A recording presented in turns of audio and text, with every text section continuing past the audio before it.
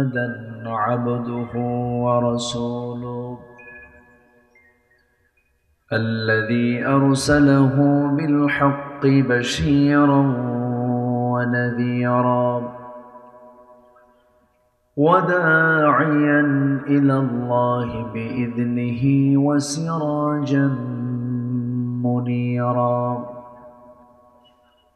فقد قال الله تعالى في كلامه المجيد وفرقانه الحميد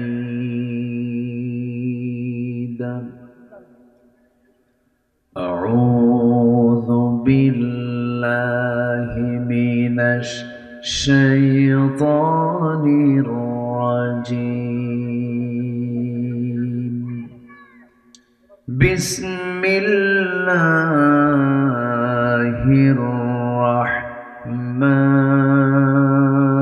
الرحمن الرحيم إن الله وملائكته يصلون على النبي يا أيها الذين آمنوا صلوا عليه وسلموا تسليما اللهم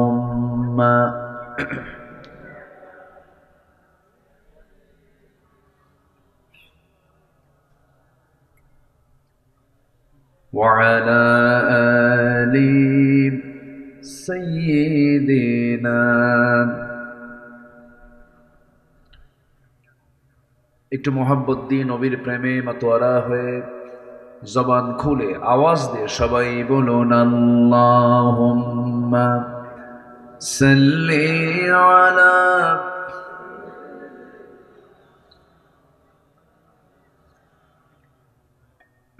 وعلى آل سيدنا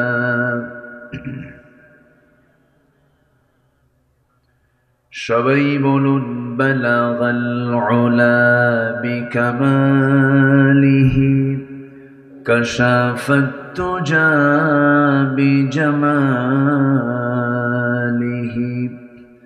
حسنت جميع خصاله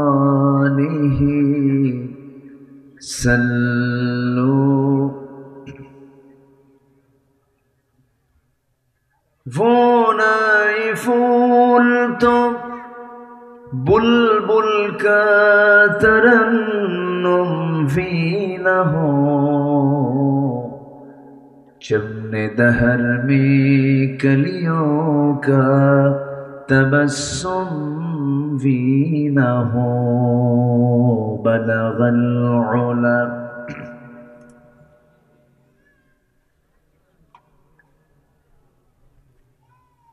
हसनत जमीउ खिसालिही सल्लू আমি কোরআনের সুর মাঝে শুনেছি যে নাম আজানের সুর মাঝেও শুনেছি সে নাম ও নাম শুনেছি আমি আমার হৃদয় হে রাসূল নবীজি তোমায় হে রাসূল নবীজি তোমায় সবাই বলি সাল্লাল্লাহু আলাইহি ওয়াসাল্লাম প্রাকৃতিক সৌন্দর্যের অপরূপ লীলাভূমি সুন্দরবন লাগোয়া অঞ্চল যশোর জেলার কেশবপুর উপজেলার কানাইডাঙ্গা কাকবান্ধাল না কাকবাধাল আশরাফুল উলুম হাফিজিয়া মাদ্রাসা মাহফিল ইন্তেজামিয়া কমিটি কর্তৃক আয়োজিত দিনের বেলা অনুষ্ঠিত আজকের এই মহতী আয়োজন চতুর্থ বার্ষিকী তাফসিরুল কোরআন মাহফিল 2025 মহৎ আয়োজনের সম্মানিত সুযোগ্য সভাপতি জনাব আলহাজ শামসুর রহমান সর্দার, বরেণ্য অতিথি যিনি আমার পূর্বে কথা বলেছেন মুহতারাম মাওলানা আতিয়ার রহমান, বরেণ্য অতিথি চিকিৎসক ইসলাম দরদি ব্যক্তিত্ব জনাব ডাক্তার এম এ মান্নান হাফিজাহুল্লাহ, আজকে মাহফিলে উপস্থিত সম্মানিত মেহমানবৃন্দ, বাম পাশে উপবিষ্ট আছেন মাননীয় সম্মানিত চেয়ারম্যান সাহেব সহ উপস্থিত সম্মানিত প্রাণপ্রিয় দ্বীনি ভাইরা, আড়ালে বসে আছেন শ্রদ্ধেয়া সম্মানিতা মা বোনেরা। আলোচনার সূচনায় আনুষ্ঠানিকতার মধ্য দিয়ে আমার পক্ষ থেকে আবারও দিল খোলা সালাম, আসসালামু আলাইকুম ওয়া রাহমাতুল্লাহি ওয়া বারাকাতুহু।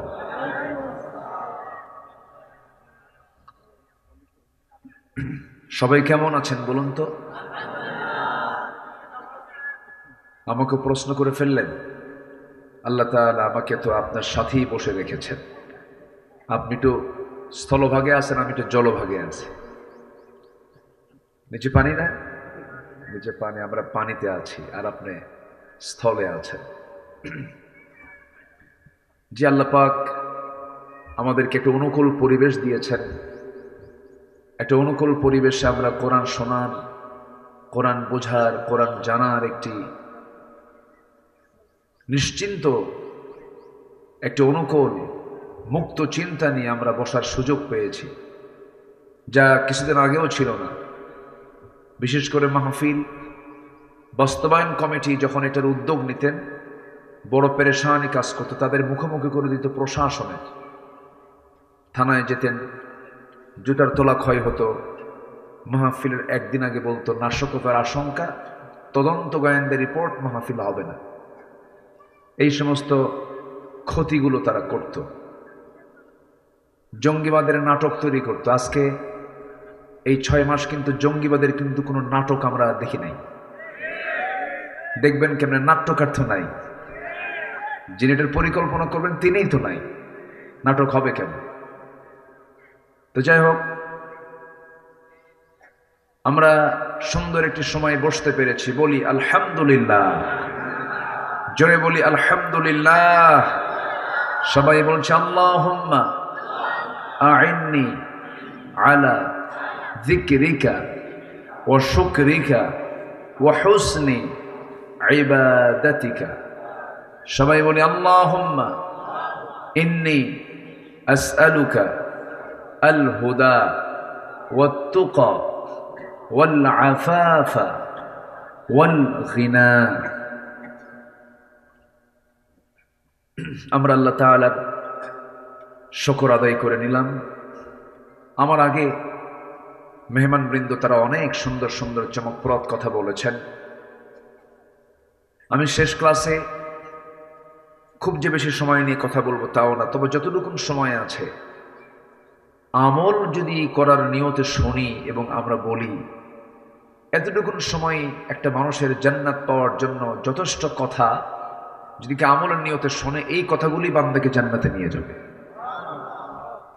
আমার নবীজি তার জীবনের সেরা ভাষণ দিয়েছেন ফি হাজ্জাতিল বিদা, বিদায় হজের ভাষণ দিয়েছেন। ওনলি 25 থেকে 30 মিনিট তিনি কথা বলেছেন। এমন কোন সাবজেক্ট নাই মানবতা নিয়ে, আখিরাত নিয়ে, সামাজিকতা নিয়ে, পারিবারিক জীবন নিয়ে এমন কিছু তিনি কথা বলেছেন যে নাতি দীর্ঘ বক্তৃতার মধ্যে পৃথিবীর সকল কথা এই কথার মধ্যে চলে আসছে। আলহামদুলিল্লাহ। এই জন্য আমরা যারা বসেছি, আমরা শুধু শুনতে এসেছি না আমলের নিয়তে এসেছি? আমলের নিয়তে এসেছি। আসুন আমরা ধীরে ধীরে আলোচনার দিকে চলে যাচ্ছি। আমরা শুনেছি এই মাহফিলটার নাম হলো তাফসীরুল কোরআন মাহফিল। তাফসীর মানে দ্য এক্সপ্লেন, ব্যাখ্যা। কোরআন মানে কোরআন, কোরআনের ব্যাখ্যা হয় যে জায়গায়, সেটা হচ্ছে তাফসীরুল কোরআন মাহফিল।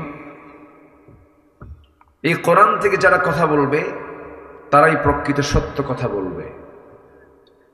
এই কোরআন দিয়ে যারা বিচার করবে তারাই সঠিক বিচার করতে পারবে, এবং এই কোরআন দিয়ে যারা দাওয়াত দিবে তারাই হচ্ছে একমাত্র সঠিক দাওয়াত, পথের দাওয়াত তারাই দিতে পারে। অর্থাৎ মান ক্বালা বিহি সাদাকা ওয়া মান হাকামা বিহি আদালা ওয়া মান দাআ ইলাইহি ফাকাদ হুদিয়া ইলা সিরাতিন মুস্তাকিম। এজন্য এই কিতাবকে নিয়ে আমাকে আপনাকে থাকতে হবে, এটা এনাফ। আল্লাহ তাআলা মানুষের মানব জীবনের জন্য যা প্রয়োজন সব এর মধ্যে পরিপূর্ণ দিয়েছেন, একটু ঘাটতিও রাখেন নাই, একটু অপূর্ণতা রাখেন নাই, পূর্ণাঙ্গ জীবন বিধান আকারে আল্লাহ পাক এই কিতাবটা আমাকে আপনাকে উপহার দিয়েছেন। জোরে বলে সুবহানাল্লাহ। উপহার কেন বললাম? একটা সূরা আছে যে সূরার ভিতরে আল্লাহ রাব্বুল আলামিন বারবার বান্দাকে নিয়ামতের ব্যাপারে প্রশ্ন করেছেন, একটা একটা নিয়ামতের কথা বলেছেন আর প্রশ্ন করেছেন।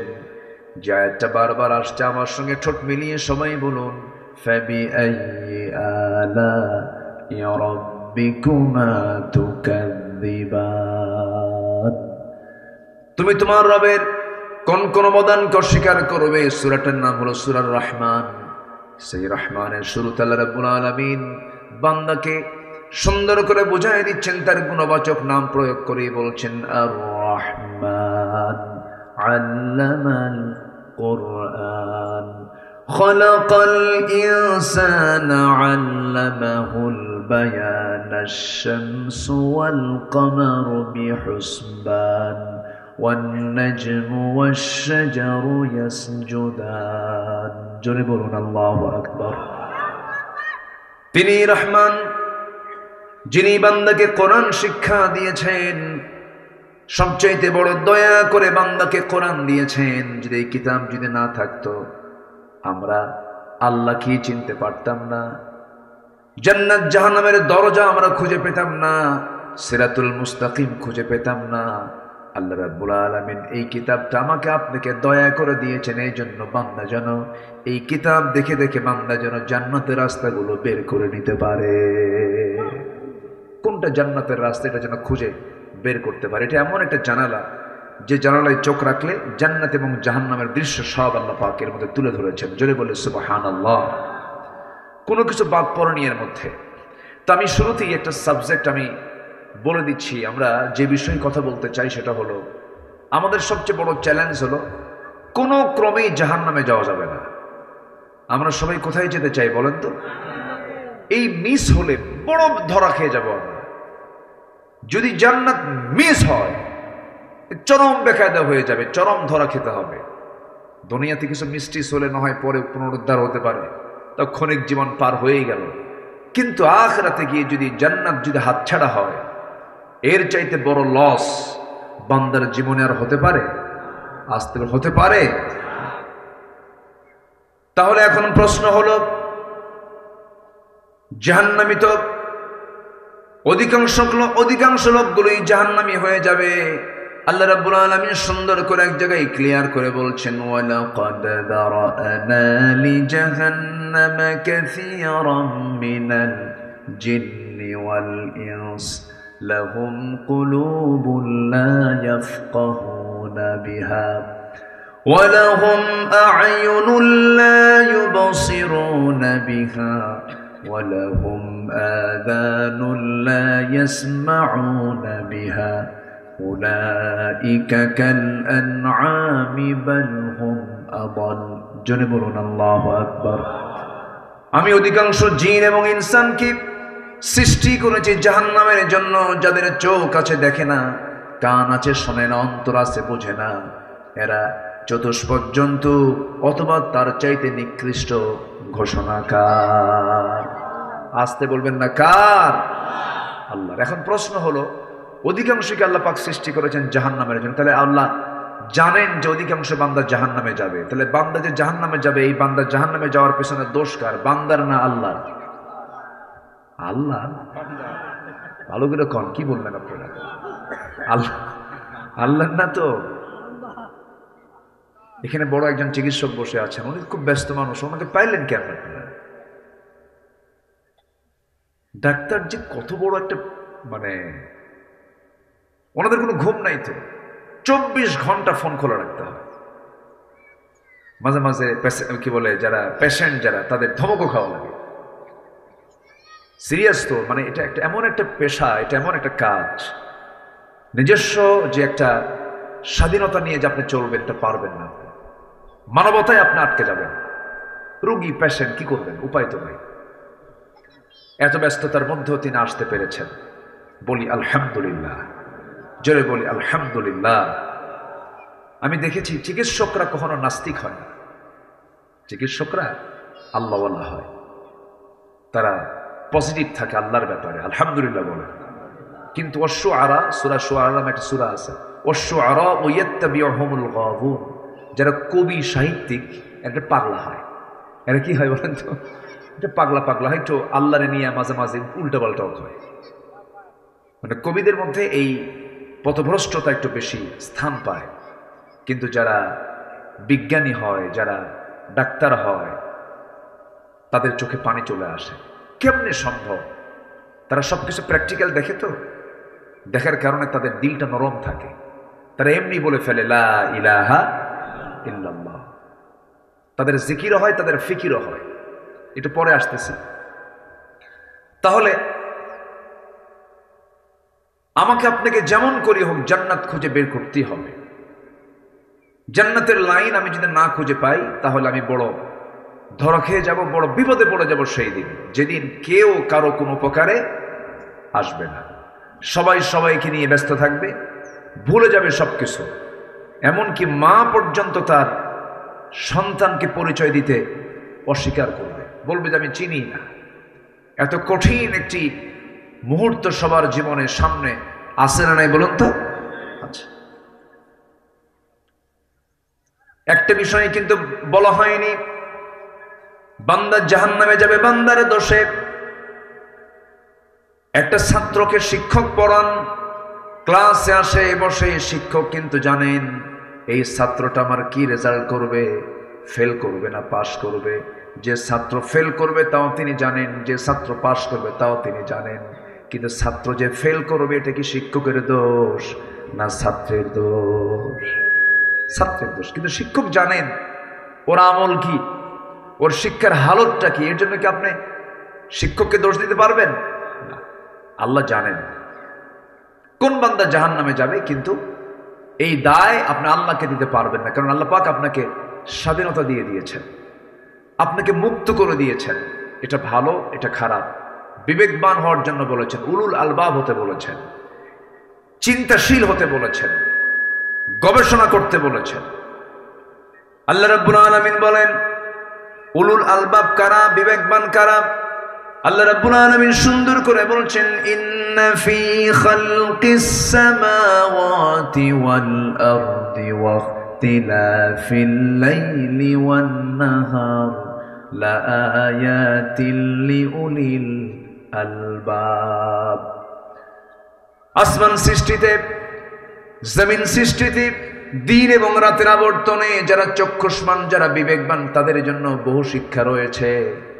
উলুল আলবাব তো তারাই, বিবেকবান তো তারাই, যারা আল্লাহকে স্মরণ করে দাঁড়িয়ে বসে শয়ন স্বপনে এবং ফিকির করে আল্লাহর সৃষ্টিগুলো নিয়ে, শেষ পর্যন্ত বলে আল্লাহ যা সৃষ্টি করেছ কোনোটাই তুমি অবান্তর সৃষ্টি করো নাই। জোরে বলি সুবহানাল্লাহ। তাহলে মানুষ কি হবে? চিন্তাহীন না চিন্তাশীল? বিবেকহীন না বিবেকবান? যার বিবেক নাই, যার চিন্তা নেই, ও মানুষই না, ওর মধ্যে ঈমানও থাকতে পারে না। তাহলে জাহান্নাম থেকে বাঁচতে হবে আমাকে আপনাকে। কোরআনকে বলুন, কোরআন তুমি বলে দাও তো জাহান্নামে যাওয়ার কারণগুলো কি কি, সেইগুলো আমরা বাদ দেব। কোরআন একাধিক জায়গায় বলে দিচ্ছে। দুটা জায়গা থেকে আমি কথা বলবো আজকে। একটা হলো সূরা মুদ্দাসসির, আর একটা হলো সূরা মারিয়াম। দু জায়গায় জাহান্নামে যাওয়ার কারণগুলো আল্লাহ রাব্বুল আলামিন তুলে ধরেছেন। আল্লাহ রাব্বুল আলামিন বলেন, আনিল মুজরিমিনা মা সালাকাকুম ফি সাকার ক্বালু লাম নাকু মিনাল মুসাল্লিন ওয়া লাম নাকু নুতঈমুল মিসকিনা ওয়া কুন্না নাখুযু মা'আল খায়িদিন ওয়া কুন্না নুকাযযিবু বিয়াউমিদ্দীন হাত্তা أتانا اليقين فما تنفعهم شفاعة الشافعين জোরে বলুন আল্লাহু আকবার। ও মুজরিমরা, ও পাপীরা, আজকে তোমরা জাহান্নামে কেন? আল্লাহ বলবেন জাহান্নামীদেরকে, তোমরা আজকে সাকার নামক দোজখে কেন? জাহান্নাম মোট 7টা। জাহান্নাম মোট কয়টা বলেন? 7টা। জাহান্নামগুলো এত ভয়ঙ্কর, এত ভয়ঙ্কর জাহান্নাম, এত সিরিয়াস জায়গা। এই যে সূর্য আমরা দেখতে পাই, সূর্যের কিন্তু আভ্যন্তরীণ তাপমাত্রা হলো 15 মিলিয়ন ডিগ্রি সেলসিয়াস। কেউ তো আল্লাহু আকবার বললেন না। কত মিলিয়ন? 15 মিলিয়ন ডিগ্রি সেলসিয়াস যার তাপমাত্রা। কত দূরে থাকলে পরে এখানে তাপমাত্রা আমরা পাচ্ছি 20, 25, 26, 28।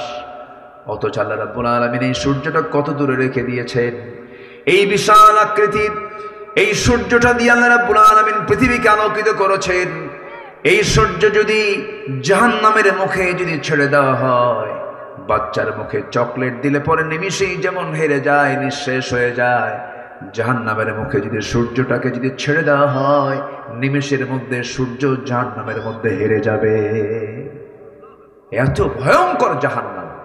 এর মধ্যে একটা দরজা হলো সাকার। তোমরা আজকে সাকারে কেন? সঙ্গে সঙ্গে দোজখবাসী বলবে আমরা 4টা কারণে জাহান্নামের দোজখে। নাম্বার 1 হলো সারা জীবন আযান শুনেছি, সারা জীবন ডাক শুনেছি নামাজের জন্য, হাইয়া আলাস সালাহ, হাইয়া আলাল ফালাহ। যৌবনের উন্মাদনায় সব ভুলে গেছি, নামাজটা পড়ি নাই, নামাজ আদায় করি নাই, সময় মতো নামাজে যাই নাই, নামাজ থেকে দূরে থেকেছি। নাম্বার 2 হলো বান্দার হক নষ্ট করেছি। নাম্বার 3 হলো সমালোচনা করেছি। নাম্বার 4 হলো পরকালকে অবিশ্বাস করেছি, বিচারে দিবসকে অবিশ্বাস করেছি। ওকুন্না নুকাযযিবু বিয়াউমিদ্দিন। এই 4টা কারণে আল্লাহ রাব্বুল আলামিন আজকে আমাদেরকে জাহান্নামের সাকার নামক দোজখে ফেলে দিয়েছেন। আমার বন্ধুগণ, 1 নম্বর অপরাধ হলো কি? ছেড়ে দেওয়া। বলেন বলেন বলেন বলেন। আজকে আমার দেশে বলুন 1 নম্বর অপরাধ কি হয়? বলেন বলেন 1 নম্বর অপরাধ কি? বলেন। নামাজ নাই, নামাজ ছেড়ে। এটা কি ছোটখাটো অপরাধ? এটা নিয়ে কারো কোনো হেডেক আছে? কোনো মাথা ব্যথা আছে? কোনো মাথা ব্যথা নাই কিন্তু। অথচ আল্লাহ বলছেন সবচাইতে বেশি রাগ করি আমি নামাজ বাদ দিলে পরে। অনেক বড় অপরাধ। এটা চূড়ান্ত হাদিস বলি, শোনেন। আল ফারকু বাইনাল মুমিন ওয়াল কাফির তারকুস সালাহ। মুমিন এবং কাফেরের মধ্যে পার্থক্য সৃষ্টি করে দেয় হচ্ছে নামাজ। অথচ সেই নামাজ আমার দেশে মাত্র 18 কোটি মুসলমানের দেশ 5% নামাজ পড়ে। কয় পার্সেন্ট বলেন? বলেন কয় পার্সেন্ট? 5%। বাকি 95%-এর নামাজের কোনো খবরই নেই, তারা পড়েই না। কেন জানেন? নামাজ নিয়ে কোনো কাজ নাই আমাদের, নামাজ নিয়ে আমাদের কোনো ফিকিরই নেই। বলেন তো, এই দেশ যারা চালিয়েছেন এই 53-54 বছর, আল্লাহ পরামর্শ দিলেন রাষ্ট্রের দায়িত্ব যারা পাবে, আমি যাদেরকে ক্ষমতা দেব, তোমরা 4টা দফা সমাজে চালু করবে, 4টা দফা রাষ্ট্রীয় পর্যায়ে তোমরা কায়েম করবে। এর মধ্যে 1 নম্বর হলো তোমরা নামাজকে কায়েম করবে। কি করবে? নামাজকে। এটা কি মোল্লার কথা না আল্লাহর কথা? ইম্মাক্কান্নাহুম ফিল আরদি কি আকামুস সালাহ। রাষ্ট্রীয় ক্ষমতা যাকে দেওয়া হবে 1 নম্বর কাজ হলো সে রাষ্ট্রীয় পর্যায়ে নামাজকে কায়েম করবে। তাহলে বলুন, আমার দেশে দল আছে না নাই? আসতে বলে। সে দলের নেতা আছে না নাই? তাহলে সংঘবদ্ধ শক্তিও আছে না নাই? অনেক দল দেশের ক্ষমতায় গেছে কিনা বলেন? গেছে। কেউ 25, কেউ 16, কেউ 9। কেয়ারটেকার গভর্নমেন্ট কয়েক বছর, সবাই কিন্তু ক্ষমতার চেয়ারে বসছে, দেশ চালাইছে, শাসন করেছে, সংসদ অধিবেশন হয়েছে, আইন পাশ হয়েছে, সংযোজন হয়েছে, সংবিধান হয়েছে, সংকোচন হয়েছে। কিন্তু আল্লাহ যে বললেন শুধু 4টা দফা তুমি জারি করো, আমি আল্লাহ আকাশের এবং জমিনের রহমতের দরজা খুলে দেব। লাফাতাহনা আলাইহিম বারাকাতিম মিনাস সামাই ওয়াল আরদ, আমি খুলে দেব, আমি ওয়াদা করলাম। কিন্তু আজ পর্যন্ত মুসলমান হওয়ার পরেও, নামের আগে মুহাম্মদ থাকার পরেও আজ পর্যন্ত কোন শাসক গোষ্ঠী কি এই 18 কোটি মানুষকে জাহান্নাম থেকে বাঁচানোর জন্য 1 নম্বর যে কাজ, নামাজের কোন আইন কি তারা পাশ করেছেন? এগুলো বললে আমরা কি রাজনীতি হয়ে যায়, মানে আমরা এগুলো বলতে পারবো না। 16 বছর তো বলতেই দেয় নাই। মাহফিলে বসলেই দুই পাশে কিরামন কাতিবিন বসে যেত আর বলতে, হুজুর ওয়াজ করবেন আকাশ নিয়ে আর কবর নিয়ে, দুনিয়া আমরা দেখে নেব। এগুলো করত। কোথায় তারা এখন? এখন কোথায়? এক মাঘের শীত যায় না ভাই। জুলুম চলবে না, জুলুম চলবে না। আমরা ক্ষমতাই পাই নাই, আমরা কোনো দায়িত্ব পাই নাই।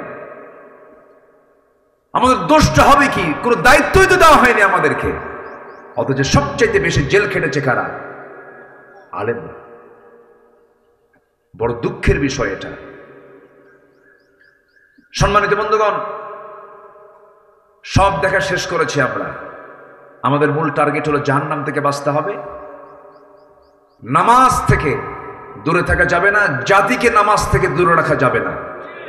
নিজে পড়বো, জাতিকে নামাজি বানাবো। সব দেখা শেষ। আগামীর দেশ আমরা দেখতে চাই কোরআনের দেশ। সব সরকার শেষ। আগামী সরকার আমরা দেখতে চাই নামাজের সরকার। রাজি আছেন কারা কারা? হাত উঁচু করে দেখেন মুসলমান। আল্লাহ কবুল করুন, জোরে বলি আমিন। মাহফিলটা আজকে বিচিত্র। এখানে বসি আমি, ওখানে বসেন আপনি, ওখানে আরেকজন, পিছনে খণ্ড খণ্ড, তাই না? একটু এক সাটা হলে ভালো হতো, দেখতে সুন্দর হতো, একটু শ্রীবর্ধন, একটু শ্রীবৃদ্ধি হতো। যাই হোক, যেহেতু জায়গার সংকুলান নাই, একটু কষ্ট করে বসে আছেন, আল্লাহ যেন কষ্টের পুরস্কার দেন। জোরে বলি আল্লাহুম্মা আমিন। তাহলে জাহান্নাম থেকে বাঁচার দরকার আছে না নাই বলেন তো? সবচেয়ে আমাদের মাথায় 1 নম্বর চিন্তা থাকতে হবে, কি থেকে বাঁচবো আমরা? কি থেকে বাঁচবো? জাহান্নাম থেকে। তাহলে আমরা কি বিবেকহীন হব না বিবেকবান হব? বলেন বলেন, চিন্তাহীন না চিন্তাশীল? চিন্তাশীল হব আমরা। একটা মানুষ কখনো খাদ্যে ভেজাল দিতে পারে? একটা মানুষ যে বিবেকবান, সে কি খাদ্যে ভেজাল দিতে পারে? বান্দার হক নষ্ট করতে পারে? বিধবা ভাতার একটা সিস্টেম চালু আছে আমার দেশে, ভালো, এটা অত্যন্ত ভালো উদ্যোগ। এটা বয়স্ক ভাতা, বিধবা ভাতা, ভালো এটা। কিন্তু বিধবা ভাতার তালিকায় হলো 1 নম্বর চেয়ারম্যানের বউ। এগুলো গেছে। কিন্তু আপনার মন খারাপ করে, আমি আপনারা কই নাই, কিন্তু এমনি জাস্ট একটা এজ এ এক্সাম্পল। কোথায় যাবেন আপনি? আমরা মানে ক্রাইম করতে করতে, তুমি দুর্নীতি করছো, দেশি টাকাগুলো রাখো, সব টাকাগুলো দেশ থেকে পাচার করে দিলা। আর প্রবাসীরা কত কষ্ট করে রেমিটেন্স গুলো পাঠায়, আহারে কি ঘামটা ঝরায় প্রবাসীরা। মূর্খ মানুষ, তারা দেশকে আগায় দিয়েছে। কৃষকরা জমিতে খাটতে খাটতে চামড়া কালো বানায় ফেলে দেশকে আগায় দিল। শ্রমিকরা ঘামতে ঘামতে তাদের ঘাম দিয়া দেশ কত তারা আগায় দিল। শ্রমিক আগালো, কৃষক আগায় দিল, প্রবাসী আগায় দিল, সব কিন্তু অশিক্ষিত। আর দেশকে পিছায় দিল কারা? এই নামধারী নেতৃত্বের অযোগ্য অথর্ব এই মূর্খ সমাজের কিছু লোকেরা। ওরা প্রকৃত শিক্ষিত নয়। এটা কলমের খোঁচা দিয়া 2 নম্বরই করে সব দেশের টাকাগুলো বাইরে পাচার করেছে। সম্মানিত বন্ধুগণ, নামাজ মানুষকে বাঁচায় অনেক অপকর্ম থেকে। সবাইকে নামাজ পড়বো না ইনশাআল্লাহ? সবাইকে নামাজ পড়তে রাজি আছি? সবার আগে এই মস্তকটা আমরা অবনত করব কার কাছে? আমরা সারেন্ডার করব কার কাছে? আল্লাহর কাছে। বনের সম্পত্তি বুঝে দেয় না। নিজের ভাই হয়ে নিজের বোনের সম্পত্তি মেরে ফেলে, আপনার কি ছাড়বে? বোন কি দেয় না, আপনার দেবে? আমি আশ্চর্য হয়ে যাই। বোন, এদেশের কয়জন ভাই আছে বোনকে দেয় সম্পদ? বলেন। আছে? এলাকায় দেয়? ভালো করে কন্ত, ভালো করে কন্ত।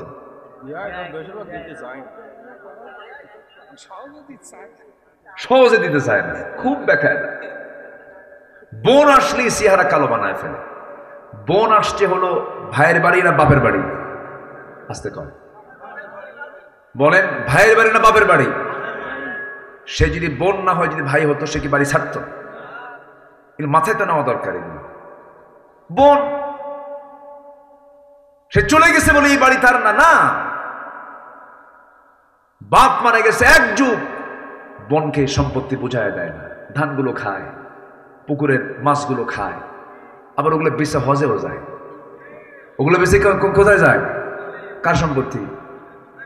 তো তুমি বোনের সম্পত্তি দিয়ে হজ করলে হজ হবে? আমার মায়েরা খুব খুশি, হুজুর ভালো করে রাখন, ভাই কিছু বসে আছে, বলা দরকার। তো রাগ করতেছেন নাকি আপনারা? বোনকে দিতে চায় না সম্পদ, সম্পর্ক নষ্ট পর্যন্ত করে ফেলে। আবার কিছু টেকনিকও করে। কিছু কিছু ভাই আছে বোনকে মাঝে মাঝে দাওয়াত দেয়, বোন হিসেবে দাওয়াত দিতেই হবে, এটা আত্মীয়র হক। কিন্তু এই দাওয়াতের মূল ধান্দা হলো সম্পদ কেমনে টেকনিক্যালি নেওয়া যায়। বোনকে দাওয়াত দেয়, সাদিক আলীর গোষ্ঠ, সাদিক আলীর মিষ্টি নিয়ে আসে। কোথায় যাবে এটা? জামতলা না? জামতলা, হ্যাঁ, জামতলার সাদিক আলী গোল্লাপ, কুমিল্লার রসমালাই, টাঙ্গাইলের চমচম, নাটোরের কাঁচাগোল্লা, বগুড়ার দই, যশোরের খই, সবগুলো এক জায়গায় জমা করে বোনকে দাওয়াত দিয়া, সুন্দর করে খাওয়া দিয়া, সুন্দর করে পাম্পট্টি দিয়া, শেষে বলে, বোন একটা কথা বলবো কি, এই যে তোমার জন্য 1 ভরি 2 ভরি স্বর্ণের চেন নিয়ে আসছে, চিনটা তোমার গলায় দাও। আর একটা কথা বলি বোন, রাগ করো না, অংশ নিল কিন্তু ধ্বংস হয়। দেখছেন কত বড় শয়তান! এতক্ষণ যা কিছু করছে, ওর মূল লক্ষ্য হলো কি? সম্পত্তি মেরে খাওয়া, সম্পত্তি মেরে খাওয়া। এগুলো করা যাবে না, এগুলো বিবেকবানের কাজ নয়।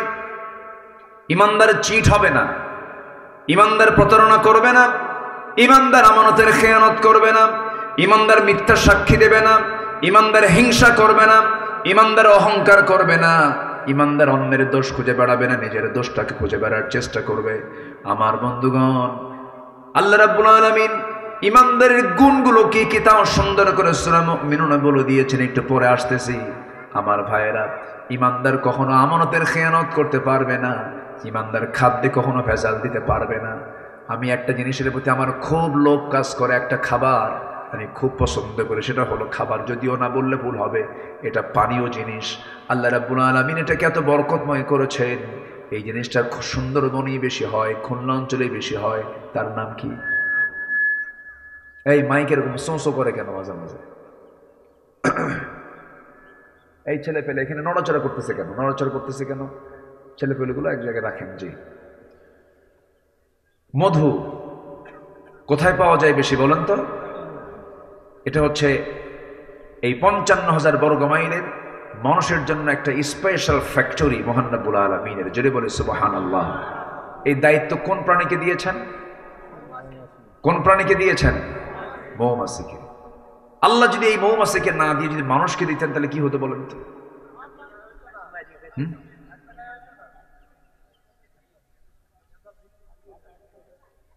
ওই একজন সব ভারতে চলে যেত। এখানে চিকিৎসক বসে আছেন, অনেকে বলেন ক্যান্সারের কোনো অ্যান্সার নাই। কতটা শিরিকের কথা! কে বলেছে অ্যান্সার নাই? যার কাছে অ্যান্সার আছে তিনি আমার কে। ক্যান্সারের রোগেও কিন্তু ভালো হয়ে যায়। ভালো হয়? ভালো হয়। এমন কোন রোগ নাই যে রোগের চিকিৎসা নাই। অবশ্যই ভালো হবে। ভালো হবে না কেন? আমাকে আপনাকে ভালো হতে হবে। আপনি ক্যান্সারের রোগী এখনো আছেন? ভালো হয়ে গেছে। এই যে আলহামদুলিল্লাহ, এই যে প্র্যাকটিক্যাল পেয়ে গেলেন, আলহামদুলিল্লাহ বলেন। কয়েছে ক্যান্সারের অ্যান্সার। আমি 2009 সালে হজে গিয়েছিলাম। আমি এক ইউরোপিয়ানকে দেখলাম, সে জমজমের, ওই যে ওখানে জমজম পাওয়া যায়, জমজম পানিটা ট্যাপ খুলে, কল খুলে নিতে হয়, বোতলে ভরায় ভরায় নিয়ে যায়, তাই না? হ্যাঁ, হজেও গেছে, ধরায় নিয়ে যায়। তো আমি দেখি একজন, সে খাচ্ছে না, বোতলও ভরাচ্ছে না, সে মাথায় ঢালে, গায়ে ঢালে, ভাবলাম যে এই জমজমার পানিগুলো নষ্ট করতেছে কেন, এটা তো বিশাল নিয়ামত। এটা আমার কাছে মনে হলো এরকম। আমি কাছে গিয়ে বললাম, ফি মুশকিলা, কোনো প্রবলেম আপনার? তুই না আরবিও বোঝেন না, আবার ইংরেজিও বোঝে না, আমার অন্য একটা ভাষা। তো আমি এখন ইশারা ইঙ্গিতে বোবার মতো বলে না কথা, বোবার সাথে কথা বলা যায় না? বলা যায়। তো আল্লাহ পাক তো সবই দিয়েছেন মানুষকে। আমি তাকে বললাম, আপনি এগুলো করতেছেন কেন? তো বলতেছে, 20 দিন আগে আমি মক্কা আসছি, আমার ক্যান্সার হয়েছে, স্কিন প্রবলেম, স্কিন ক্যান্সার। তো ডাক্তার আমাকে মানা করে দিয়েছেন। আমি ভাবলাম যে একটু আল্লাহর ঘরে যাই। আসছে জমজম, বলে জমজম খাই, গায়ে লাগাই, পেট ভরে ভরে খাচ্ছি। গত 2 দিন আগে চেক আপ করে দেখি ক্যান্সারটা আমার ভিতরে নাই। কি হয়? ওষুধ হয়, ওষুধ হয় কিনা বলেন? জমজম পানিটা হলো এমন পানি, সব পানি বসে বসে পান করতে হয়। এই পানিটা রাসূল দাঁড়ায়া দাঁড়ায়া পান করেছেন আর দোয়া করেছেন, আল্লাহুম্মা ইন্নী আসআলুকা ইলমান নাফিআ ওয়া রিজকান ওয়াসিআ ওয়া শিফাআন মিন কুল্লি দাইন। এই পানি পান করলে শুধু তৃষ্ণাই নিবারণ হয় না, সব পানিতে শুধু তৃষ্ণা নিবারণ হয়, কিন্তু জমজমের পানি পান করলে তৃষ্ণাও নিবারণ হয়, ক্ষুধাও নিবারণ হয়। জোরে বলে সুবহানাল্লাহ। এক্সট্রা একটা গুণ আল্লাহ পাক এই পানির মধ্যে দিয়েছেন। আজওয়া খেজুর আছে, আজওয়া খেজুর সহিহ হাদিস। যদি কোনো বান্দা সকালবেলা খালি পেটে 7টা করে আজওয়া খেজুর খেতে পারে, রাসূল নিজেই চিকিৎসা দিয়েছেন। রাসূল বলছেন তার কাছে কোনো অনিষ্ট স্থান পাবে না, সে সুস্থ হয়ে যাবে। এবার মধু নিয়ে কথা বলতেছেন কে? আসতে বলবেন না, কে কথা বলছেন? এবার আল্লাহ কি দিলেন দেখেন, সুন্দরবনে। কোথায় দিলেন? সুন্দরবনে দিলেন। সুন্দরবন আমার আপনার জন্য নিয়ামত, বলি আলহামদুলিল্লাহ। সুন্দরবন পাহারা দেয় কে? বলেন, কে পাহারা দেয়? মানুষকে দায়িত্ব দিলে থাকতো, ওই গাছগুলো থাকতো। বন খেকো ওসমান হয়ে যেত, সব বন খেকো ওসমান হয়ে যেত। ইতিহাস যাদের জানা আছে, নাম বলা মাত্রই তো বোঝার কথা।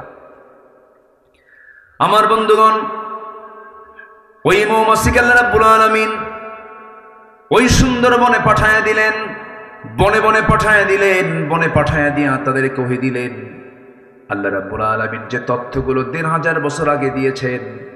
অস্ট্রিয়ার একজন বিজ্ঞানী কার্ল ভন ফ্রিজ তার নাম। তিনি 1973 সালে মৌচাক এবং মৌমাছি নিয়ে গবেষণা করেছেন। একটা বইও তিনি লিখেছেন, দ্য ড্যান্সিং বিস। তিনি ওই বইয়ের মধ্যে 3টা তথ্য তিনি গবেষণা দিয়েছেন। এই 3টা তথ্য তিনি দিয়েছেন 73 সালে, আর এই 3টা তথ্য দিয়েছেন মহান রব্বুল আলামিন 3000 বছর আগে। মিলে গেছে, বিজ্ঞান যা বলেছে কোরআনের সঙ্গে তা মিলে গেছে। আমার বন্ধুগণ, কার্ল ভন ফ্রিজ বললেন, 1 নাম্বার, কোন পুরুষ মৌমাছি মৌচাকে থাকে না, মৌচাকে মধু আনে না। ফিমেল ওয়ার্কার বি, যেগুলো মহিলা মৌমাছি, তারা এগুলো কাজগুলো করে। মৌমাছি মধু সংগ্রহ করে মৌচাকে ভরায়। আল্লাহ রাব্বুল আলামিন 1500 বছর আগে বললেন, ওয়া আওহা রাব্বুকা ইলান নাহলি আনিত্তাখিযি মিনাল জিবালি বুয়ুতা। আনিত্তাখিযি মুয়ান্নাসের সিগা, স্ত্রীলিঙ্গের সিগা। এটা আলেম ওলামা যারা আছেন তারা বুঝতে পারছেন। আল্লাহ রাব্বুল আলামিন বলল, ও মহিলা মৌমাছি, রানী মৌমাছি, সুন্দর করে গাছের ডালে পাহাড়ের পদদেশে বাসা বানাও। এত সুন্দর করে আগেই তথ্যটা দিয়েছেন তিনি আমার, কে বলেন? আল্লাহ। নাম্বার 2 হলো সেই কার্ল ভন ফ্রিজ, তিনি প্রমাণ করলেন কোন মৌমাছি, একটা কর্মী মৌমাছি যদি কোনো ফুলের বাগান বা উদ্যানের যদি কোনো খোঁজ পেয়ে যায়, সঙ্গে সঙ্গে সেখান থেকে সে গ্রুপ মেসেজ দেয়। কি মেসেজ দেয়? গ্রুপ মেসেজ দেয়, সবার কানে কানে সংবাদটা পৌঁছায় দেয়। এটার নাম ওই বিজ্ঞানে দিয়েছেন the wagon dance. Wagon dance যা পৃথিবী সাড়া ফেলে, অথচ এই পুরাতন তথ্য 1500 বছর আগে মহান রব্বুল আলামিন কোরআনে বলে দিয়েছেন। জোরে বলে সুবহানাল্লাহ। কোরআন বলতেছে, সুম্মা কুলি মিন কুল্লি সামারাতি ফাসলুকি সুবুলা রাব্বিকি যুলুলা। জোরে বলুন আল্লাহু আকবার। নাম্বার 3 হলো, এই মৌমাছি বিজ্ঞানের নিখুঁত করে গবেষণা করেছেন, যখন কোনো ফুলে বসে, ওই ফুলের মধুগুলোকে, রসগুলোকে, রঙগুলোকে, পানিগুলোকে সে তার মুখে শুধু নেয় না, সে তার পেটের মধ্যে তুলে নেয়। যখন সে তার মৌচাকে চলে আসে, সম্পূর্ণ মধুটা তার পেট থেকে বের করে। মধু বের হয় মৌমাছির পেট থেকে, মৌমাছির পেট থেকে বের হয়। আল্লাহ এই কথাটা ১৫০০ বছর আগে বলে দিয়েছেন, ইয়াখরুজু মিন বুতুনিহা শারাবুন মুখতালিফুন আলওয়ানুহু ফীহি শিফাউন লিন-নাস ইন্না ফী যালিকা লাআয়াতান লিকাওমিন ইয়াতাফাক্কারুন। যারা আলেম উলামা আছেন, ইয়াখরুজু বের হয়, মিন বুতুনিহা ওই মৌমাছির পেট থেকে, শারাবুন পানীয়, মুখতালিফুন আলওয়ানুহু নানা রং বেরঙ্গের, ফিহি যে মধুর ভিতরে, শিফাউল লিন্নাস মরা ছাড়া সব রোগের ঔষধ আছে। জোরে বলি সুবহানাল্লাহ। মরা ছাড়া সব রোগের ঔষধ আছে। জোরে বলি সুবহানাল্লাহ। মরা ছাড়া। এই এলাকায় মধুর দাম কত করে বলেন?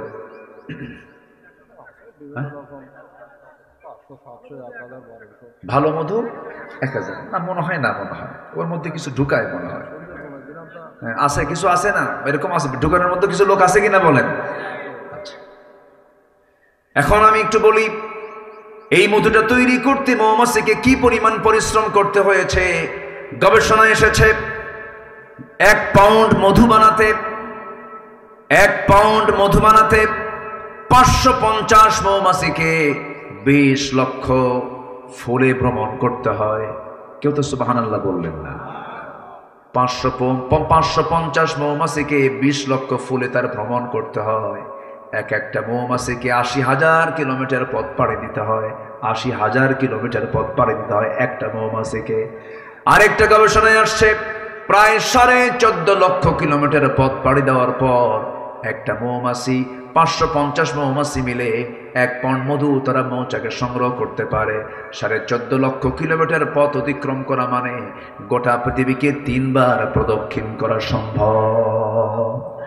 এখন বলুন, এই মৌমাছির তৈরি করা মৌচাকের মধুতে যদি কেউ কিছু জীবাণু, কিছু যদি সেখানে ভেজাল ঢুকায় দেয়, মিষ্টির শিরা ঢুকায় দেয়, কোনো ভেজালি করে ফেলে, আমি তো মনে করি তার ফাঁসি একবার হওয়া দরকার না, বারবার হওয়া দরকার। কে, আমি কি ভুল বলতেছি? চিন্তা করেন। আল্লাহ রাব্বুল আলামিন মৌমাছির নামে একটা সূরা নাযিল করেছেন, সূরাতুন নাহল। সূরাতুন নাহল একটা সূরার নাম দিয়েছেন মৌমাছি নামে। এটা বিশাল ব্যাপার, অনেক তথ্য আছে, ঘন্টার পর ঘন্টা চলে যাবে, শেষ হবে না। এই বিষয়টা অনেক অনেক লম্বা, অনেক লম্বা, অনেক লং।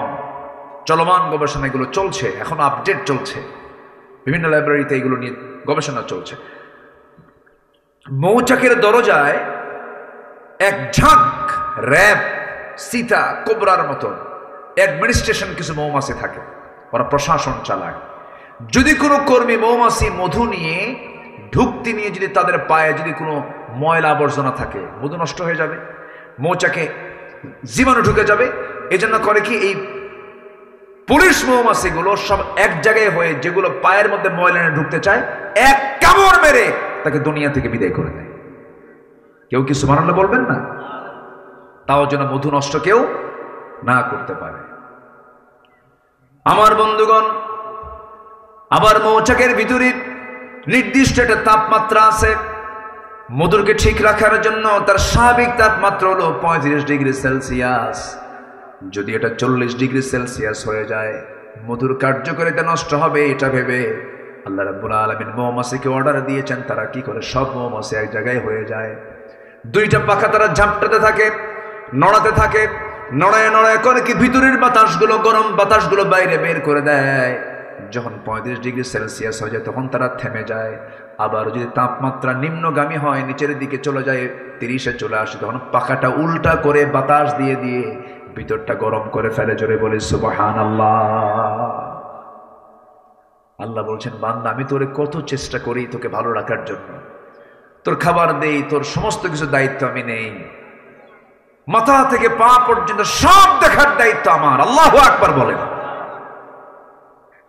এনারা তো মানুষের গোটা দেহের মধ্যে যান, মাথা থেকে পা পর্যন্ত যা দেওয়া হয়েছে সম্পূর্ণ কার অবদান? আল্লাহর অবদান।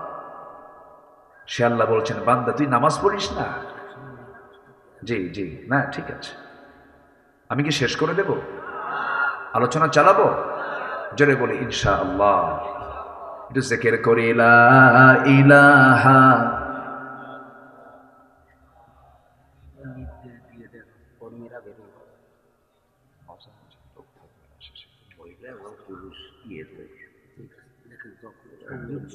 জি জি জি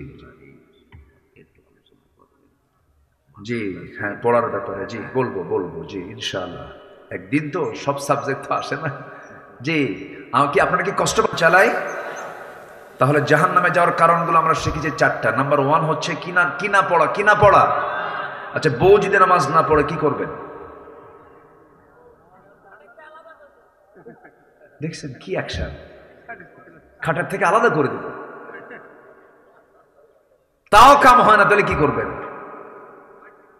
আরেকজনকে ম্যাট দেব, যে কইছে ম্যাট দেব সে বিয়ে করে নাই মনে হয়। বউ মানে এত সস্তা? যে স্বামী সংসার করে সেই স্বামী অবশ্যই বউকে ভয় করে, ঠিক না? আচ্ছা কোন তো চেয়ারম্যান বড় না চেয়ারম্যানের বউ বড়?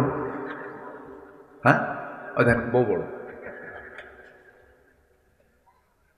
ও তো হেড অফিস। তো এটা বউয়ের সাথে আপোষ না করে পৃথিবীতে কোন স্বামী সংসার করতে পারবে বলেন তো?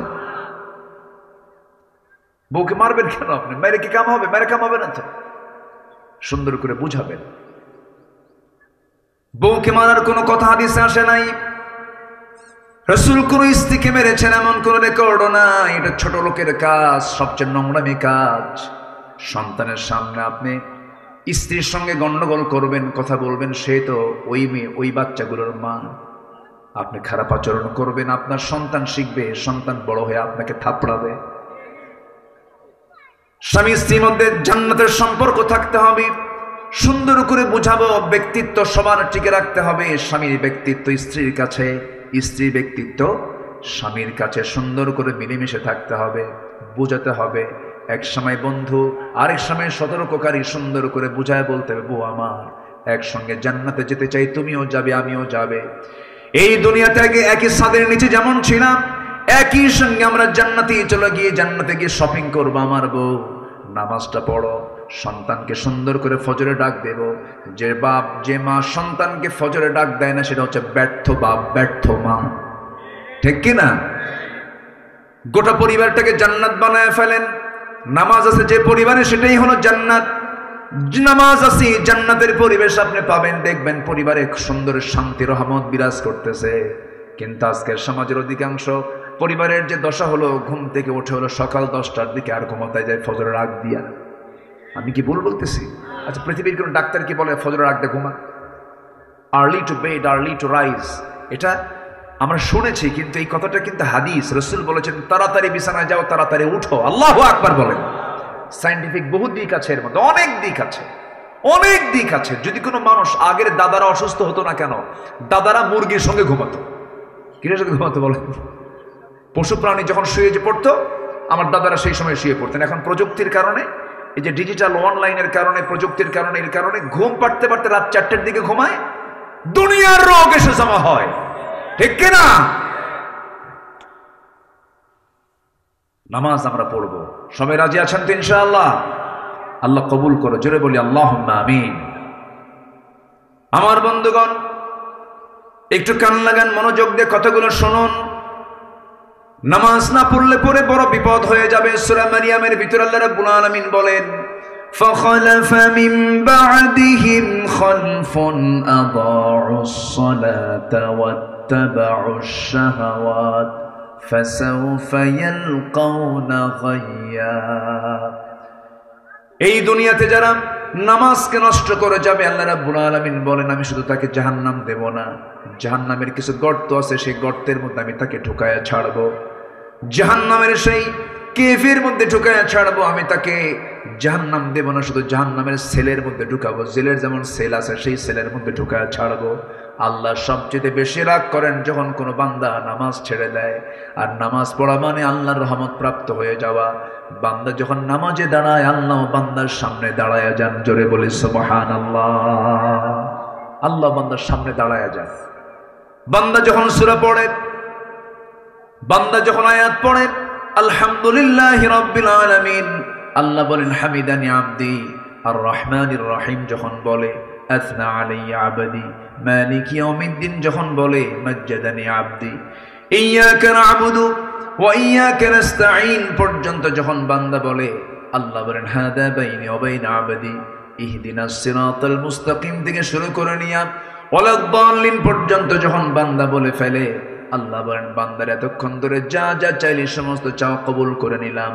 রুকুতে গেলে পর আল্লাহ অস্থির হয়ে যান, সেজদায় গেলে আল্লাহ রাব্বুল আলামিন তার তামাম জিন্দেগির গুনাহগুলো মাফ করে দেন। সবাই কি নামাজ পড়তে রাজি আছি? একা না পরিবার সহ?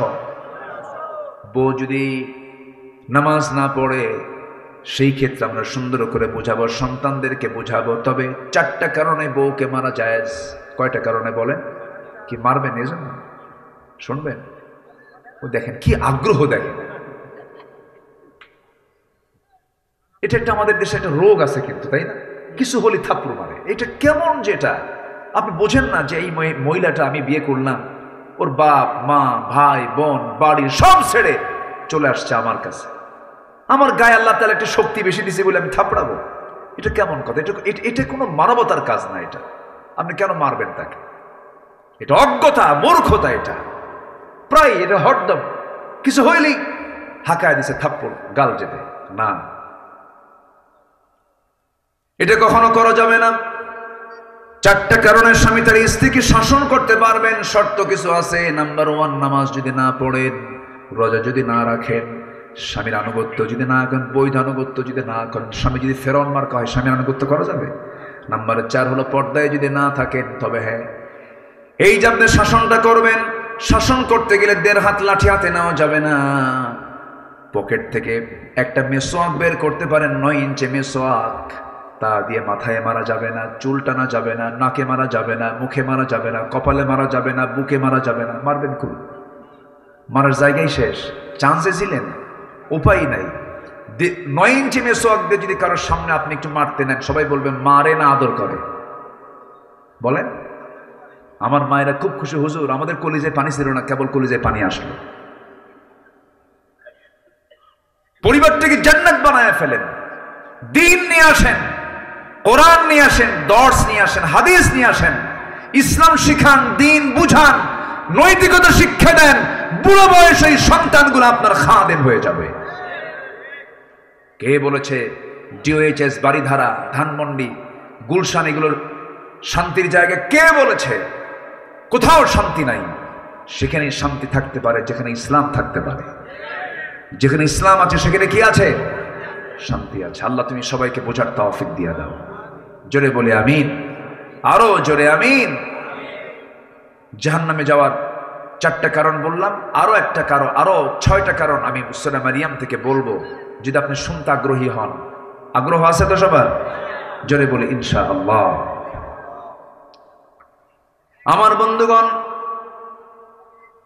একটু মনোযোগ দিয়ে সবাই শুনুন কথাগুলো। আল্লাহ রাব্বুল আলামিন নামাজ যারা নষ্ট করবে, আল্লাহ রাব্বুল আলামিন তাদেরকে খাই নামক গর্তের মধ্যে ঢুকাবেন। আরেকটা কারণ হলো আত্তাবাউশ শাহাওয়াতি ফাসাউফা ইয়ালকাউনা গাইয়া, এবং যারা মন যা চায় তা করবে, আল্লাহ রাব্বুল আলামিন তাদেরকে গাই নামক গর্তের মধ্যে ঢুকাবেন। মন যা চায়, মন তো ভালো কিছু চায় না, এদেরকে আল্লাহ রাব্বুল আলামিন জাহান্নামের গর্তের মধ্যে ঢুকাবেন।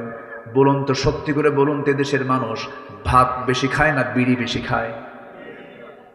হ্যাঁ, আমি কি ভুল বলতেছি? এই ছেলেবেলায় কি কথা বলুন আব্বা, নড়াচড়া করো না। আপনারা এতক্ষণ ছিলেন কোথায়? লোকগুলো তো ছিল না এখানে মাহফিল। কেমনে যে সব একত্রিত হয়ে গেলেন, বলি আলহামদুলিল্লাহ। লোক এখন আসার উপরে আছে, দেখে আসুক। আমার দেশে তো জুমার আজান হয় 12:30টায়, আর মুসল্লি হাজির হয় 1:29:29। যে সময় মতো আসলে একটু ভালো হতো। আমি তো অনেক আগে অনেক কথাগুলো বলে ফেলেছি, এবং যিনি সবার শেষে আসবেন তিনি বলেন, হুজুর কি ওয়াজ করেন কিছুই বুঝলাম না, কিন্তু আসছে কিন্তু সবার শেষে। একটু শুনি কথাগুলো। তাহলে ভাত বেশি খায় না বিড়ি বেশি খায়? আবার মাহফিল এসে কি বলে জানেন, হুজুর বিড়ি খাওয়া কি জায়েজ আছে? মানে উনি জায়েজের চেষ্টায় আছেন আরো, যেটাকে জায়েজ করা যায় কেমনে। পৃথিবীর কোন ডাক্তার, কোন চিকিৎসক কি বলে যে বিড়ি খেলে পরে আপনার জন্য ভালো? আচ্ছা বলে বলেন ভালো ভালো বলে? বরঞ্চ এই নেশার কারণে একটা বিশাল একটা অংশ আমার দেশে প্রতি বছর ক্যান্সারে মারা যাচ্ছে। তাহলে বিড়ি খেলে কি হয় বলেন? কি হয়? ক্যান্সার হয়ে যায়। তাহলে লাঞ্চটা দিল কে? বিড়ি খায় এই লাঞ্চ নষ্ট করলো কে? আল্লাহ। ভালো করে কর, কে নষ্ট করলো? তা আল্লাহ কি ধরবেন না আপনাকে? আল্লাহ বলবেন আমি তোরে সুস্থ লাঞ্চ দিলাম, তুই ওর মধ্যে ধোঁয়া ঢুকালি কেন? তুই কেন ঢুকালি ধোঁয়া? কেন ঢুকালি? জবাব দে। কি জবাব দেবেন আপনি? ওয়ালা তুলকু বিআইদিকুম ইলা তাহলুকা, নিজকে তুমি ধ্বংসের দিকে ঠেলে দিও না। কার কথা? আল্লাহর কথা। পান খান। আমি আমার দাদার মুখের পান খেয়েছি। দাদা বুড়া ছিলেন, পান আমার মুখে লাল। আমার দাদা তো ওই সেই পান চাবায় চাবা আমার মুখে দিতেন, আমার মনে আছে এখন। রস, পানের রসের ভিতরে খেতে পারেন, পান খান, কিন্তু পানের সাথে আবার হাকিমপুরী রহমতুল্লাহ আলাইহি কেন? ভাবতেছেন আমি ছাড় দিচ্ছি? কোনো দিকে বাদ দিচ্ছি না আমি। হাকিমপুরি বাদ দেন,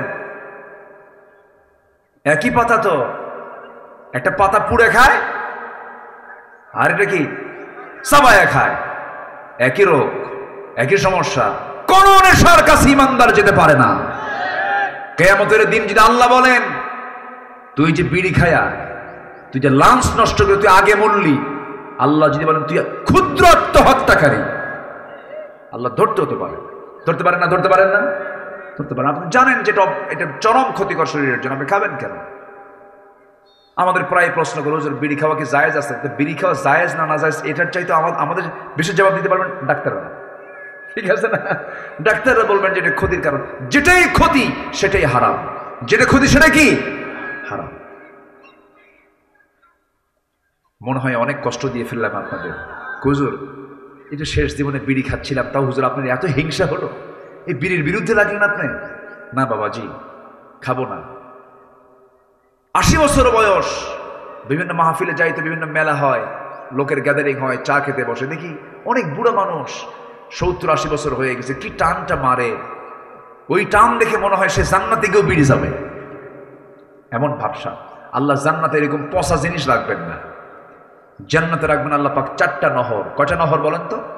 4টা নদী রাখবেন, 4টা ঝর্ণা রাখবেন। 1 নম্বর হলো স্বচ্ছ পানির নহর রাখবেন। নাম্বার 2 হলো মধুর নহর রাখবেন। যে মধুর ব্যাপারে আজকে কথা বললাম, এটা জান্নাতের খাবার, জোরে বলে সুবহানাল্লাহ। নাম্বার 3 হলো দুধের নহর রাখবেন। আর নাম্বার 4 হলো শরাবের এক স্পেশাল শরাব সেখানে থাকবে, যে শরাবটা জান্নাতের শরাব। দুনিয়ার শরাব, দুনিয়ার মদ খেলে পরে লাংস পচে যায়, লিভার পচে যায়, চোখ লাল হয়ে যায়, মাতাল হয়ে যায়।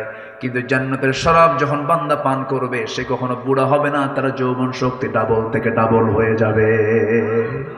জোরে বলি সুবহানাল্লাহ। আমার বন্ধুগণ, জাহান্নামে যাবার আরেকটা কারণ আমরা শিখে নিলাম। 4টা তো শিখেছি আমরা। নামাজ না পড়া, নাম্বার 2 হলো বান্দার হক নষ্ট করা, এতিমের হক মেরে খাওয়া, নাম্বার 3 হলো সমালোচনা করা, নাম্বার 4 হলো বিচার দিবসকে অস্বীকার করা, আখিরাত নাই, পরকাল নাই, এরকম চিন্তা চেতনা মাথায় নেওয়া। এইদিকে নাম্বার 5 অন্য আয়াতে দেখতে পেলাম, যারা কি করবে, মন খেয়াল খুশি মতো যারা চলবে, তারা জাহান্নামের মধ্যে ঢুকবে। আমার বন্ধুগণ, আরেকটা অপরাধের কারণে আল্লাহ রাব্বুল আলামিন বান্দাকে খাই নামক গর্তের মধ্যে ঢুকাবেন। খাই নামক গর্তটা খুব ভয়ঙ্কর গর্ত। যারা দুনিয়ার জিন্দেগিতে জেনা করবে, জেনা করতে করতে বুড়ো হয়ে গেছে, জেনা বাদ দেয় না। আরেকটা হলো যারা সুদ খেতে খেতে পাকা হয়ে গেছে, সুদ খাওয়াকে জায়েজ মনে করে। এমন বহু হাজি আছে, হজ করে বারবার বছরে বছরে যায়, সুদের কারবার ছাড়া না আছে না নাই বলেন? আছে। সুদের ধারে বাস আমরা কেউ যাব? সুদ খাওয়া কি? আরো জোরে, আরো জোরে। কেশবপুরে মনে হয় সুদ নাই, হ্যাঁ? তাহলে বাদ দিয়ে দিই নাকি? সুদের ব্যাপারে ওয়াজ না করি? হ্যাঁ হ্যাঁ, আপনি না বললে তো বলবো আমি, এটা আমার দায়িত্ব।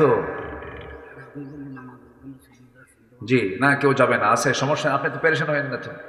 কেউ যাবে না ইনশাআল্লাহ। একসঙ্গে দোয়া করবো না আমরা ইনশাআল্লাহ? আমরা একসঙ্গে দোয়া করবো না? এই দোয়া থেকে যিনি মাহরুম হবেন তিনি তো মাহরুম হয়ে গেলেন, মিস করে ফেললেন। কেউ যাবেন না, একটা লোকও যাবেন না। আমরা নামাজের জন্য সময় দেব, ওযুর জন্য সময় দেব। আমি উঠেছি, আপনি আসতে দেরি করেছেন, এই জন্য আমি একটু ঠান্ডা মাথায় আস্তে আস্তে আসছি, যে লোকজন একটু চলে আসুক, আমিও ঠিক মতো সময় মতো মঞ্চে গিয়ে উঠবো ইনশাআল্লাহ। তো আমরা যদি একটু আজকে একটু বিলম্বে নামাজ পড়ি, অসুবিধা আছে? কোনো চিন্তা নাই, তো একটু বসেন। বসেছি, একটা হক আছে তো আপনাদের, একটা আলোচনার ফিনিশিং আছে তো নাকি? একটু সবাই বসেন ইনশাআল্লাহ। সুদ এটা একটা মহামারী আকার ধারণ করেছে। সুদের সর্বনিম্ন গুনাহ হলো নিজের মার সঙ্গে জেনা করা। জোরে বলি নাউযুবিল্লাহ, আরো জোরে নাউযুবিল্লাহ। আচ্ছা, এরপরে জেনা করা, এই জেনা জাহেলি যুগের কাজ ছিল, এই নেশা জাহেলি যুগের কাজ ছিল। তাহলে এই নেশা, এই জেনা, এই সুদ, এই তিনটাই ছিল হলো আবু জেহেলের সমাজের বৈশিষ্ট্য। এই তিনটা কি আমার দেশে আছে না নাই? বলেন, এই তিনটাই কি আমার দেশে এখনো আছে? ছিল, আগে ছিল কিনা বলেন? এখনো আছে, সামনে থাকুক। সবাই কি চান? যদি না চান তাহলে এটা কেমনে সরাবেন বলেন? এখানে কিছু করণীয় আছে তো আমাদের। কেমনে এগুলো সরবে, এটার জন্য আমাদের চেষ্টা করার দরকার আছে না নাই?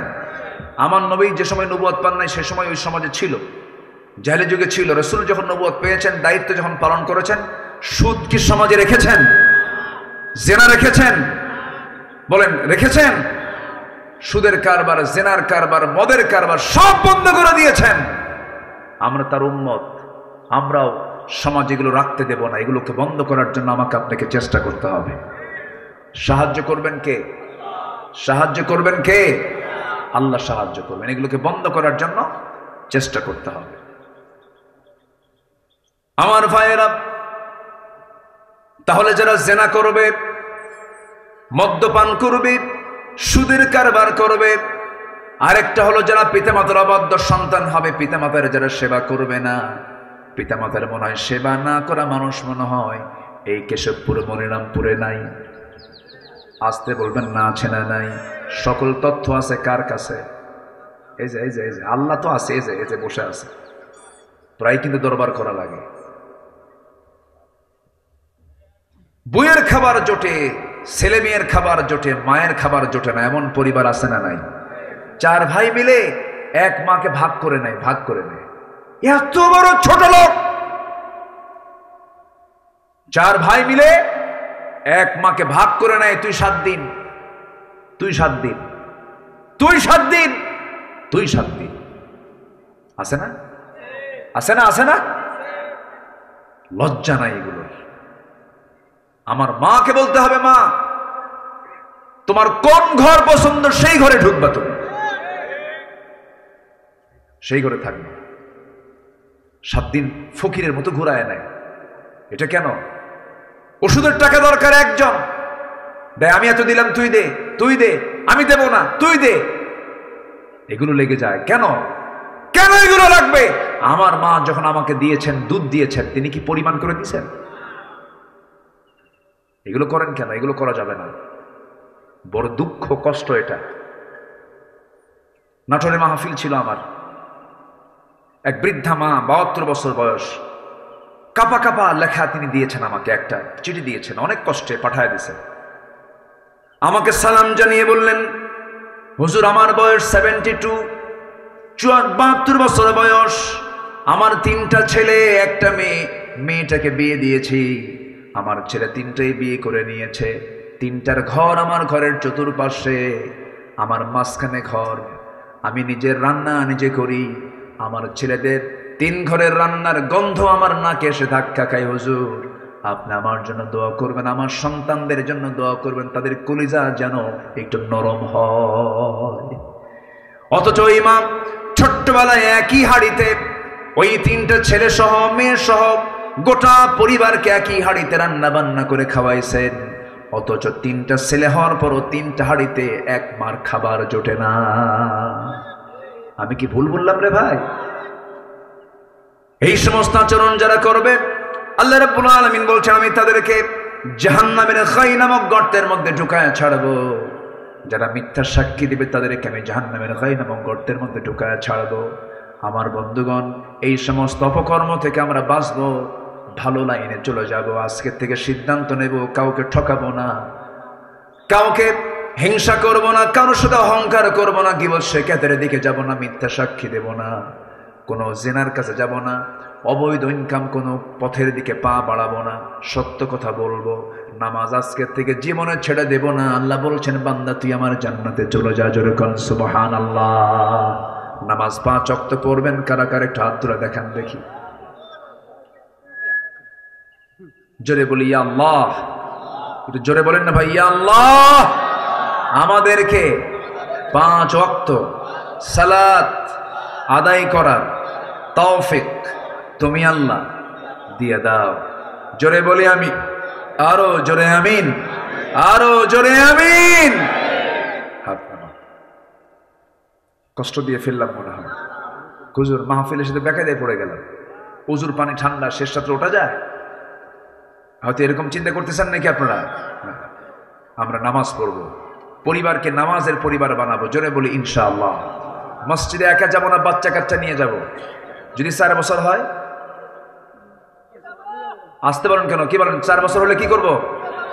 5 বছর, 6 বছর নিয়ে যাব। দুধ খাওয়া ছাড়া মাত্রই, মার দুধ আর খায় না, নিয়ে যাবেন।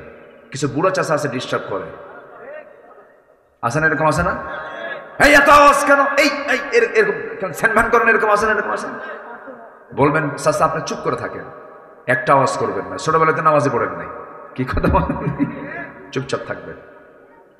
আপনার গ্রামের যত শিশু বাচ্চা আছে সবগুলোকে আপনারা যদি 4টা থাকে, একটা কোলে নিবেন, একটা হাঁটে নিবেন, একটা ঘাড়ে নিবেন, সব নিয়ে ছেলে হোক মেয়ে হোক মসজিদে ঢুকে পড়বে। ওরা হাঁটবে, ওরা হাসবে, পাঞ্জাবি টানবে, সেজদায় বসবে, ঘাড়ে উঠবে, টানাটানি করবে, একটা শব্দ করতে পারবেন না। ওটাই ওর নামাজ।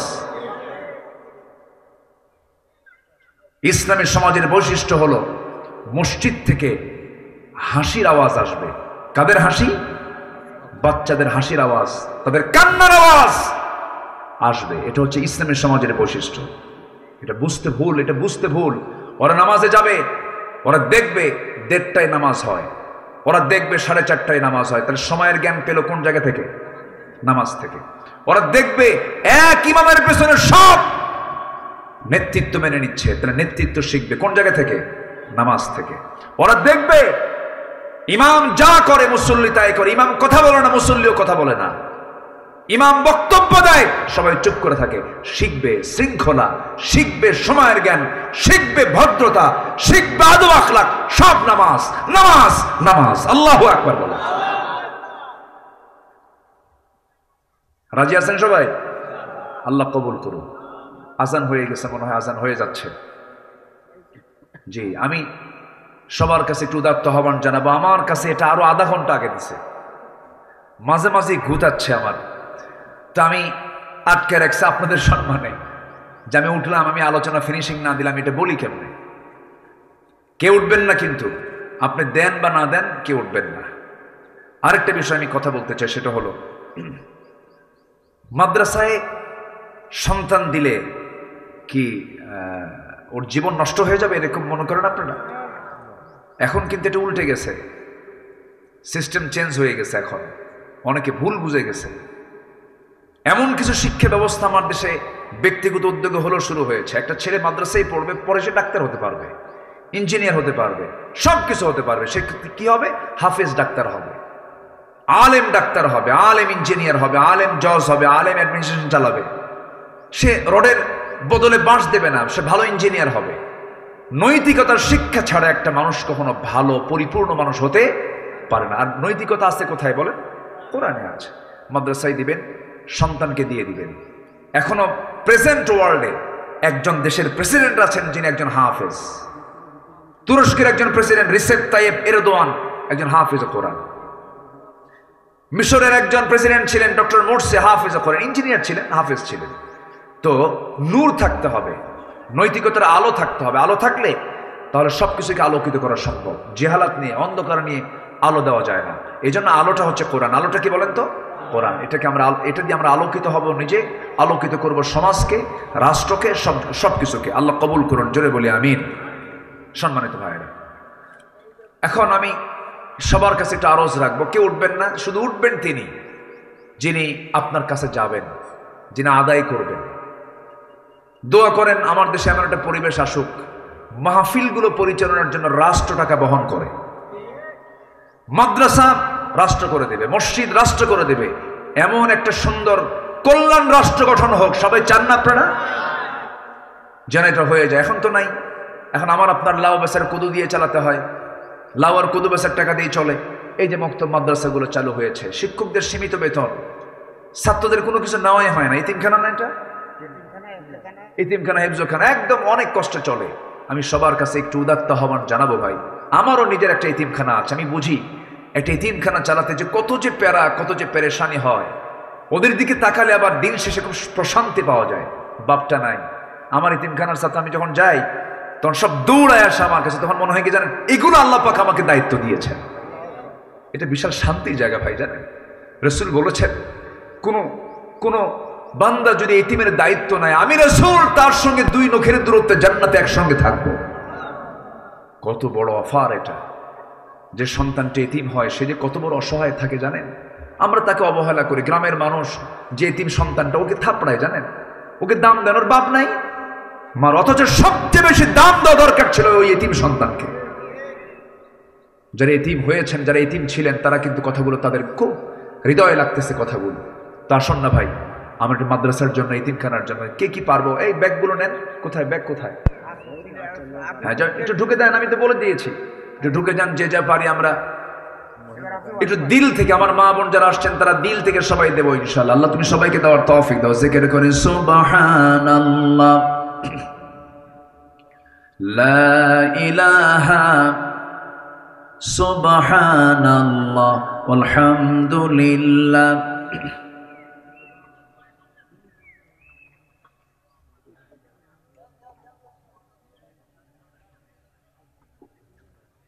জি, হাত আছে যার, দান হতে হবে তার। হাত নাই যার, দান করার দরকার নাই, যেহেতু হাতই নাই। যার হাত আছে তিনি অবশ্যই দিবেন। 2, 4, 5, 10, 20, 50, 500, 1000, যে যা পারেন সবাই দিবেন ইনশাআল্লাহ। যে আল্লাহ তুমি সবাইকে দিল থেকে দেওয়ার তৌফিক দাও। কেউ উঠে মাহফিলের পরিবেশ নষ্ট করবেন না, কেউ উঠবেন না, দয়া করে কেউ উঠবেন না, একটা লোক উঠবেন না, বসুন, আমরা একসঙ্গে দোয়া করব। জি, আর যদি কেউ এমনি লিখে দিতে চান, খাতা আছে, দিয়ে গেলেন, হয়তো আপনি কিছু টাকা দিয়ে গেলেন এককালীন, যে আমি এটা দেবো। এবং আমি আরেকটু উদাহরণ আহ্বান জানাবো কমিটির কাছে, এলাকার কিছু বিশেষ লোকদেরকে একটু প্ল্যানে নিয়ে আসবেন, পরিকল্পনা নিয়ে এসে মাসিকভাবে নিয়মিত কিছু সদস্য হওয়া দরকার।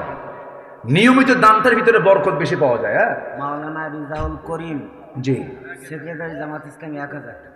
জি, রিজাউল করিম সেক্রেটারি জামাত ইসলামী, না, উনি দিয়েছেন 1000 টাকা। আল্লাহ কবুল করো, নেক নিয়ত মঞ্জুর করো, আব্বা আম্মাকে মাফ করো, জোরে বলি আমিন। তো আমি সবার কাছে একটু উদাত্ত আহ্বান জানাবো যে এই মাদ্রাসা কেন্দ্রিক এই এলাকায় যারা বসবাস করেন, একটা কমিটি করে দিয়ে, একটা সদস্য সংখ্যা করে দিয়ে, সদস্যের একটা তালিকা করে সবার কাছে যদি মাসে মাসে যদি একটা ইয়ানত জাতীয় যদি ধরা হতো, অনেক উপকৃত হতো। আল্লাহ তুমি 313 সদস্য একটা কমিটি এই মাদ্রাসার জন্য বরাদ্দ করে দাও, জোরে বলি আল্লাহুম্মা আমিন। 313 একটা বরকতি সংখ্যা। বদরের যোদ্ধার সংখ্যা ছিল কত বলেন তো? 313 জন। 313 জন যদি 1000 টাকা করে দাও, দেয় 3,13,000 টাকা, 1 বছর ইনকাম হয়ে গেল। মাদ্রাসার চাল, এতিমখানার চাল, বাজার অনেকটাই কিন্তু কাভার হয়ে যাবে। তো এটা সেক্রেটারি মহোদয় 2000 টাকা দিয়েছেন, না? যে আল্লাহ কবুল করে, নেক নিয়ত মঞ্জুর করে, আব্বা আমাকে মাফ করে, জোরে বলে আমিন। আমাদের চেয়ারম্যান মহোদয় তিনি 10,000 টাকা দান করেছেন।